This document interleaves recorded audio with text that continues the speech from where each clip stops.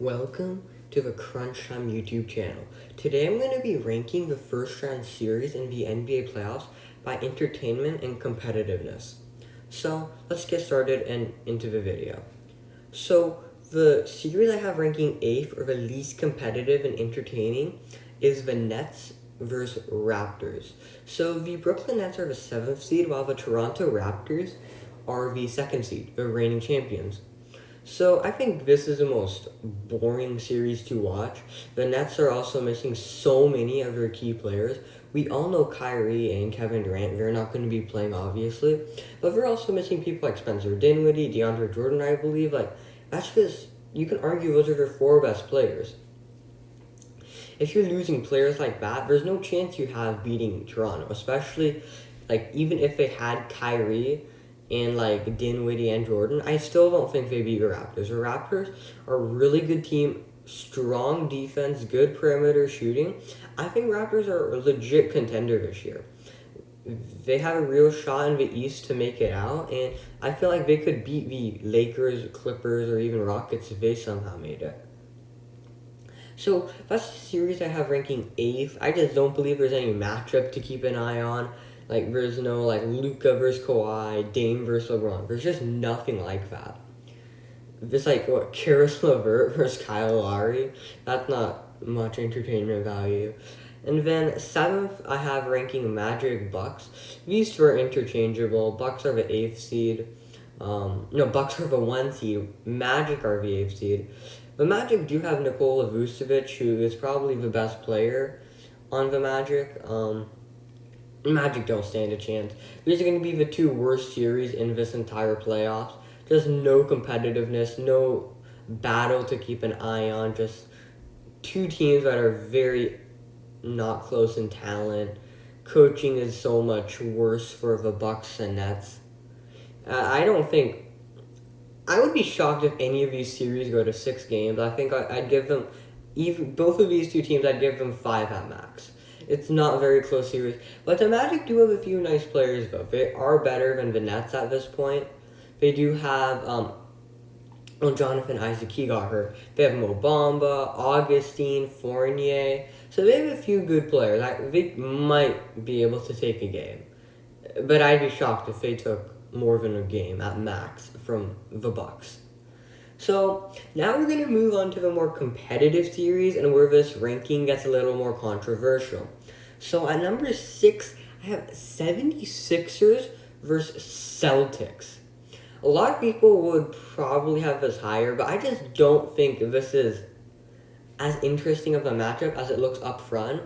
The Celtics and 76ers have been playing in the playoffs for a few years now. I remember when the 76ers and Celtics played a few years ago when Kyrie Irving, Gordon Hayward, they were all out. And I think that was a situation when I think the confetti and everything, it came down when it was not a game-winning 3 and it was only a 2, went to overtime. Celtics ended up winning, even though Philadelphia thought they had won it first. But Philadelphia, I don't think it's really that great of a team. I think they're very overrated. On paper, they might look good, but if you look at it, it doesn't seem like, how could any of their players mesh well? Ben Simmons is out, which honestly might be the best thing for this team.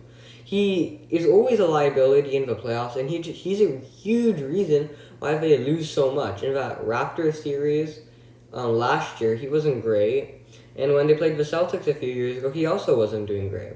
So it just doesn't help the Sixers to have such bad spacing. And their lineup is also so tall. Simmons is 6'7", 6'8", something like that. He's considered a point guard, but he's way bigger than most of the average point guards. He also can't shoot for his life, which is the biggest liability he has, because they literally can just play him at the free throw line, and there's no threat of him doing anything. Tobias Harris is an okay player, but he's not worth the amount of money they gave him, and Al Horford looks like an awful signing. This is, I think, maybe the most entertaining storyline. Al Horford versus former team Boston. He came from Atlanta, so then he went to Boston. He played a few years there. He was good for them, actually. I think they struggled last year without him, with Kyrie and no Al Horford. Because I feel like he was very good for them chemistry-wise. He was a good leader as well. But he also was just a good center, too, for them. He wasn't what he used to be in, like, Atlanta or I believe Utah, which is where he was drafted by. Not sure about that one. I believe it was Al Jefferson, who was also in Utah. But he was just a great leader for them. And it didn't help when he left.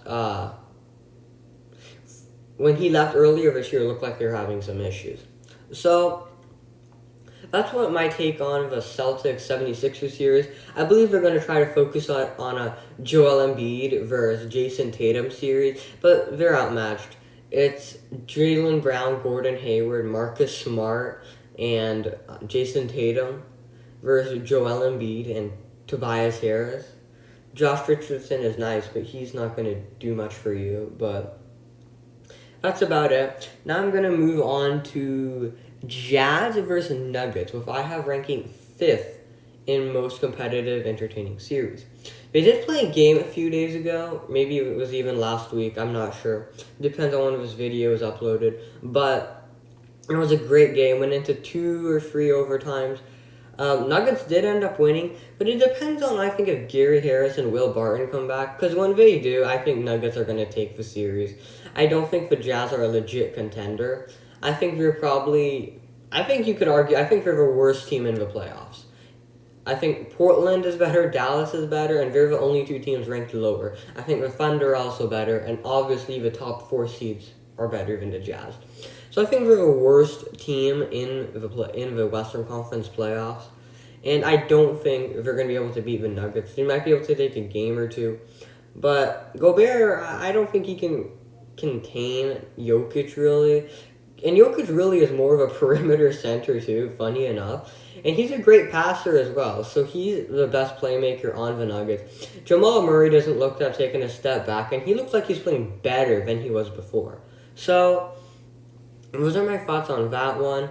Then there's Clippers Mavericks, which I have ranking 4th for most entertaining competitive series. I think the Mavericks could take a few games, 1 to 2 games. I think the Mavericks are just a good team with Luka. They have good role players, Steph Curry, Tim Hardaway, Maxi Kleber's even been doing good, and Porzingis, he's their second star. I don't think that they're going to win the series. I don't think they have a chance. Luka and Porzingis, I don't think they can outmatch Kawhi and Paul George, even with Paul George getting the amount of hate he has, and him not playing like some people would want him to. I think Paul George is still doing really good for the Clippers, the numbers he's been putting up. I think he can be the X factor in this series. I feel like he's going to dominate in the first 2 or so series just because of how good he is at scoring. I feel like he's a better 3-point shooter than Kawhi as well. And Lou Will doesn't look like himself yet, but I feel like he'll eventually get there. He also did come late with the incident that happened where he wasn't actually doing what he was supposed to when he left Orlando. But that's beside the point. I feel like Luka versus Kawhi is going to be a very entertaining matchup to see. And I feel like next year, this could be a conference finals. Not even joking. If LeBron eventually drops off, which I feel like he eventually has to do, he can't be good forever. But if any player would, it would be him. But if the Mavericks are able to take another step up, if Porzingis plays a little better, he is coming off an ACL injury, and this is his first year back. So if he's able to improve a little next year, if they get maybe another mid-tier star, I feel like this could be a Western Conference Finals team. The Clippers do have just so many good players, though. I think they have the most depth in the league. They have Montrezl Harrell, who's coming back. They have Lou Will, Pat Bev. Reggie Jackson's been playing good for them. Patrick Patterson's a good shooter. JaMychal Green, Joakim Noah, Zubac. They've both been playing good in the absence of Harrell. It's just been so good for them. Now I'm going to move on to the top 3, and the number 3 most entertaining / competitive series, in my opinion, is Indiana-Miami. I think this is going to be a really good series. I feel like the Heat are just such a good team chemistry-wise. very good defense, efficient offense. And you can say the same for Indiana. TJ Warren, he's been exploding in the bubble. He did miss the last few games, I believe, due to injury. But when he was on the court, he looked like he could have been the bubble MVP. And he's been doing really good. And they also have Victor Oladipo, Malcolm Brogdon, Miles Turner. But I feel like the big question is, when does Sabonis, and if he does, when does he return?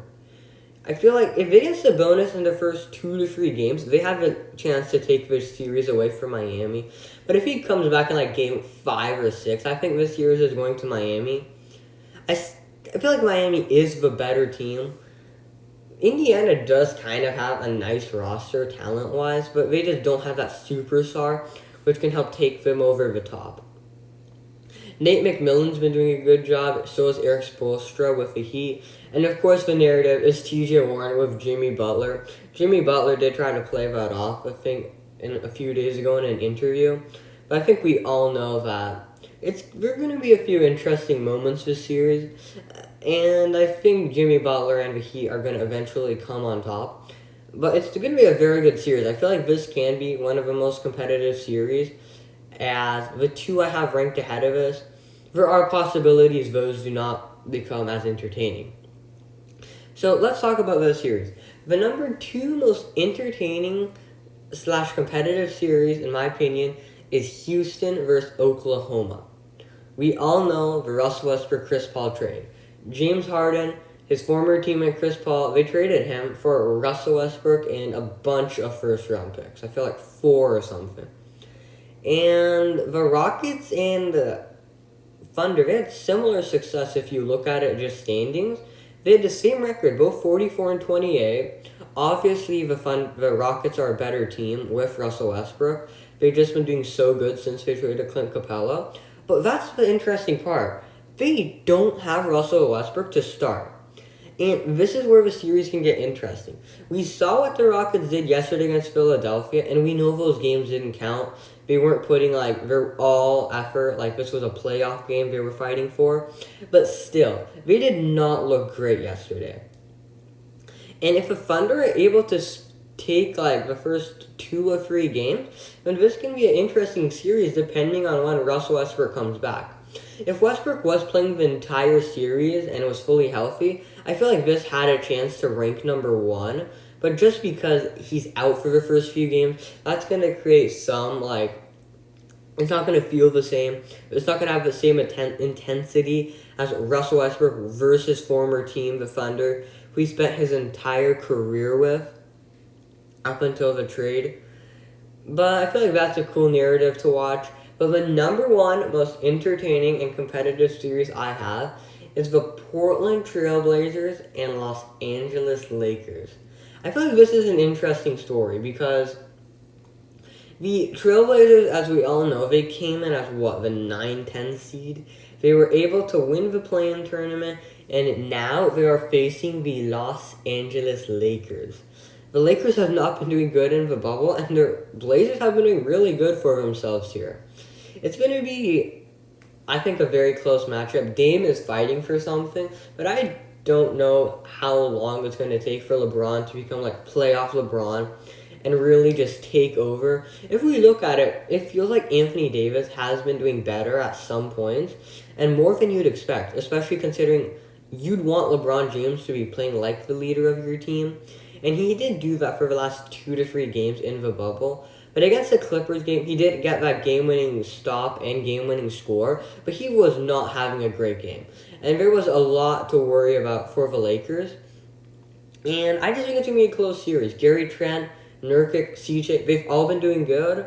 So let's see what happens. Comment below what series do you guys think is the most competitive. And also comment below you think is going to be the biggest upset of this playoffs. So thanks for watching and have a great day.